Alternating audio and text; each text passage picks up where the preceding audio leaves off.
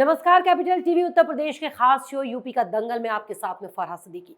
अपने show UP का दंगल में हम हर रोज आपको बताते हैं क्या चल रहा है सूबे की सियासत में। और आज बात करेंगे सीएम योगी के किसानों पर लिए बड़े फैसले की।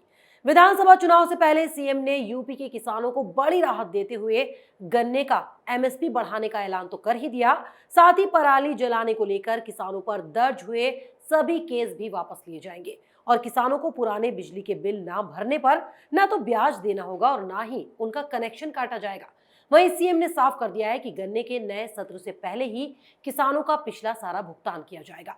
तो उधर उत्तर प्रदेश धर्मांतरण मामले में गुजरात के वडोदरा से गिरफ्तार सलाउद्दीन शेख की संस्था एएफएमआई की जांच से बड़ा खुलासा हुआ है कि पाकिस्तानी खुफिया एजेंसी आईएसआई के इशारे पर चल रहे अवैध धर्मांतरण के लिए विदेशों से आने वाले फंड का इस्तेमाल देश विरोधी गतिविधियों में किया जा रहा था और इसी विदेश फंड से दिल्ली दंगे के आरोपियों को छुड़ाने के लिए बड़ी रकम खर्च की गई थी।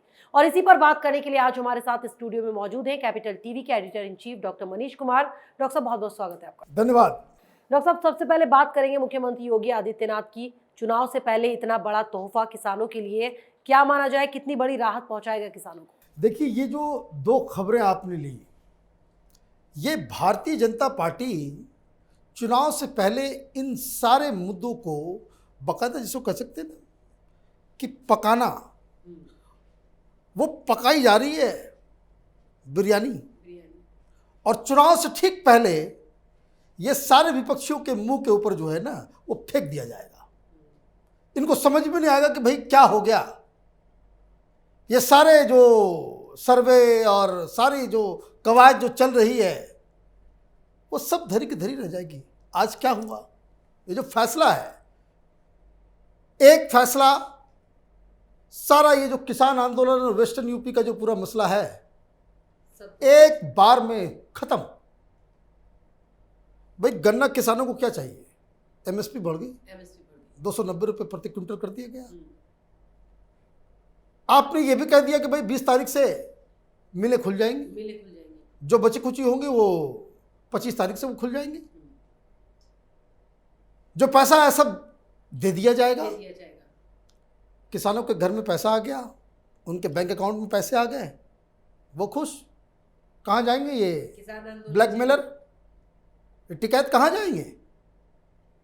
और जब ये सब, और मैं आपको बता दूं, जब योगी आदित्यनाथ को इस तरह का फैसला लेते हैं तो देयर इज अ प्लान। किसानों को आपने पैसे दे दिए, ट्रांसफर हो जाएगा, सब कुछ हो जाएगा। किसान आंदोलन वैसे ही वो तो मरनासन पे है जी। वहाँ तो कोई है नहीं गाजीपुर में। वही दिहाड़ी पे जो लोग आना होता है वो आते हैं, 15-20 लोग नजर आते हैं आजकल। 26 तारीख होने वाला है, 9 महीने पूरे होने वाले हैं, 9 महीने हो गए। और ये जो किसान आंदोलन जो है वो डेथ भी कर गया, खत्म। क्यों नहीं कर रहे भाई? पिछले बार तो इन्होंने घोषणा कर दी थी कि भाई हम तो राष्ट्रीय स्तर पे किसान आंदोलन करेंगे, तो रेल रोको करेंगे। कहाँ गया ये सारा प्लान, सारा चीज सब खत्म। हिम्मत ही नहीं पड़ती इनकी। कहाँ तो ये घुसने वाले थे दिल्ली में, लोग ही नहीं है। तो ये जो किसान के नाम पे कांग्रेस पार्टी हो, समाजवादी पार्टी हो या फिर टिकैत हो, जो आरएलडी के एक लीडर हैं, जमानत जब्त करवाते हैं, इनकी पूरी की पूरी प्लानिंग जो है वो धरी की धरी रह गई। अब होगा ये कि किसानों के बैंक अकाउंट में पैसा जाएगा और इधर डंडे चलेंगे। इसलिए हिम्मत नहीं कर पाया। ये टिकैत के लखनऊ को जाकर के दिल्ली बना देंगे, दिल्ली बनाने वाले थे, है ना। तो ये सारी चीजें, इसका मतलब ये है कि आपने क्या किया कि जहां कहीं भी जो ट्रबल है उस ट्रबल को आप समय रहते आप उसको बाकायदा सॉल्व करने में जुट गए हैं। इनके पास देने के लिए कुछ नहीं बचेगा, इनके पास कहने के लिए कुछ नहीं बचेगा। भाई अब गन्ना किसान खुश हो गए, गन्ना किसान सारे कुछ मसला सॉल्व। तो इनके पास अब कौन क्या किस अथॉरिटी से ये जाकर के ये तमाशा करेंगे? तो ये एक बड़ा फैसला। वैसे भी बार बार ये कह रहे हैं डॉक्टर साहब के 5 सितंबर को बहुत बड़ी पंचायत करने वाले हैं मुजफ्फरनगर में, उसकी तैयारी कर रहे हैं। अब क्या होगा? अरे भाई ये तो पंचायत करते रहे हैं, 9 महीने से तो पंचायत ही कर रहे हैं। इस पूरा जो है वो 9 महीने के बाद इनका पूरे आंदोलन का मिसकैरेज हो गया, खत्म। योगी जी ने इट इज डेड। तो ये अपना ये ख्याली पुलाव करते रहे कि भारत रोक देंगे तो हम ये कर देंगे वो कर देंगे। भाई अब आप देखिए इनकी हैसियत यही है कि ये बंगाल चुनाव में गए थे, एक ही जगह एक ही कंस्टिट्यूंसी में जाकर के प्रचार प्रसार किया था, ममता बनर्जी के लिए किया था, टीएमसी के स्टेज पे जाकर के किया था। कहाँ? नंदीग्राम में। ममता बनर्जी भी हार गई। आप बताइए, तो ये तो इनकी साख है। जो खुद अपनी जमानत नहीं बचा सकता वो क्या इम्पैक्ट डालेगा। ये सिर्फ लुटियन गैंग के पत्रकारों के बीच और अखबार में लिखने के लिए कि भाई किसान आंदोलन से बड़ा नुकसान हो जाएगा, भारतीय जनता पार्टी बड़ी बुरी मुसीबत में फंसी हुई है। कोई मुसीबत नहीं, कुछ नहीं। ये डिस्क्रेडिटेड लोग हैं और इस तरह के फैसले के साथ योगी जी ने फिर से वो स्थिति को जो है पुनः मजबूत कर ली है।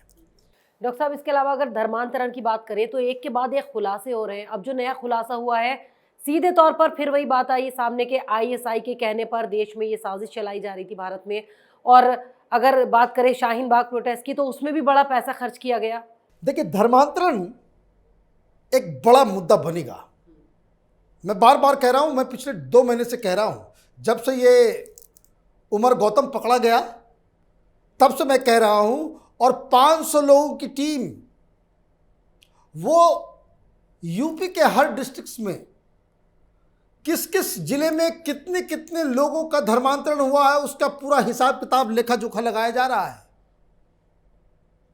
और ये चुनाव से ठीक पहले इस तरह का कार्यक्रम अगर हो रहा है, इसका मतलब ये है कि भारतीय जनता पार्टी के लिए धर्मांतरण एक बड़ा मुद्दा होगा कि किस तरीके से आप हिंदुओं को प्रलोभन देकर के, दलितों को प्रलोभन देकर के, गूंगे बहरे जो फिजिकली चैलेंज बच्चे हैं उनको आप फंसा करके आप किस हिसाब से उनको मुसलमान बना रहे थे, ये साजिश तो पर्दाफाश होना ही है।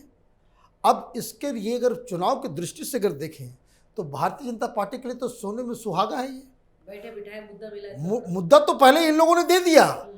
अब जो नया जो एटीएस का जो आज खुलासा हुआ है कि ये धर्मांतरण दरअसल पाकिस्तान के द्वारा प्रायोजित है, पैसा दुबई से आ रहा है।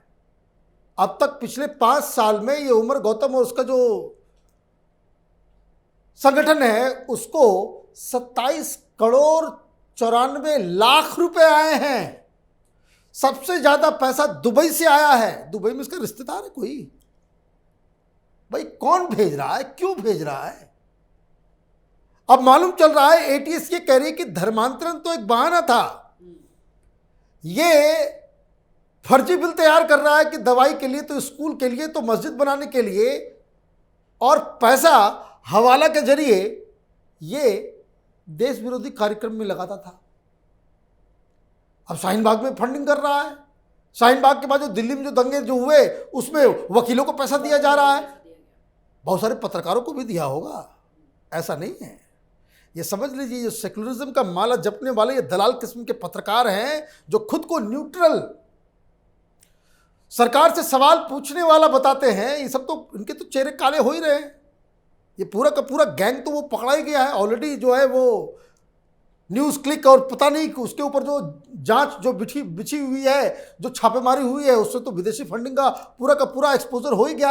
अब ये मालूम चल रहा है कि ये जो दलाल किस्म के लोग हैं ये पाकिस्तान के पैसे पे पल रहे हैं। वाह! माने हिंदुस्तान में आप पाकिस्तान के पैसे से दलाली करेंगे, धर्मांतरण करेंगे, देश विरोधी कार्यक्रम को आप अंजाम देंगे। तो ये जो 500 लोगों की टीम जो हर जिले की रिपोर्ट को तैयार करके वो दिया जाएगा, और अभी तो समय है। मैंने कहा कि बिरयानी जो है वो पकाई, अभी पकाने के लिए रखी हुई है। हाँ, उसमें धीरे धीरे जो है उसमें आग डाला जा रहा है और धीरे धीरे, और ये सब इन लोगों के चेहरे के ऊपर थोपा जाएगा। धर्मांतरण का मसला ऐसा है, अखिलेश यादव की हिम्मत नहीं पड़ रही है कोई बयान देने के लिए। मायावती का कोई बयान नहीं आया है, किसी की हिम्मत नहीं पड़ेगी। कोई ये सामने आकर के नहीं कह सकता, और अब तो और भी नहीं कह सकता। ये एक ऐसा जिसको कह सकते हैं कि भाई क्रिकेट में इसको कहते हैं फुल टॉस बॉल। क्या आपको फुल टॉस बॉल मिला, आप उठा करके घुमा करके चौका या छक्का ही लगेगा वो। और ये मुद्दा ऐसा है जो भारतीय जनता पार्टी को बिल्कुल सूट भी कर रहा है। उसकी जो राजनीति है, राम मंदिर एक अलग से मचेगा, आतंकवाद एक अलग से मचेगा, ये धर्मांतरण का भी जो है तड़का उसके ऊपर लग जाएगा। और जब ये घूम घूम के बताया जाएगा कि भाई फलां डिस्ट्रिक्ट में इतने लोगों को इन लोगों ने बना दिया और ये पाकिस्तान से पैसा आया था।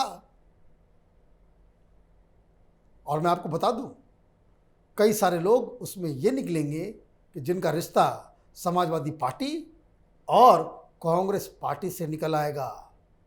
तब क्या करेंगे? क्योंकि ये नेटवर्क तो पूरे चप्पे चप्पे में फैला हुआ है।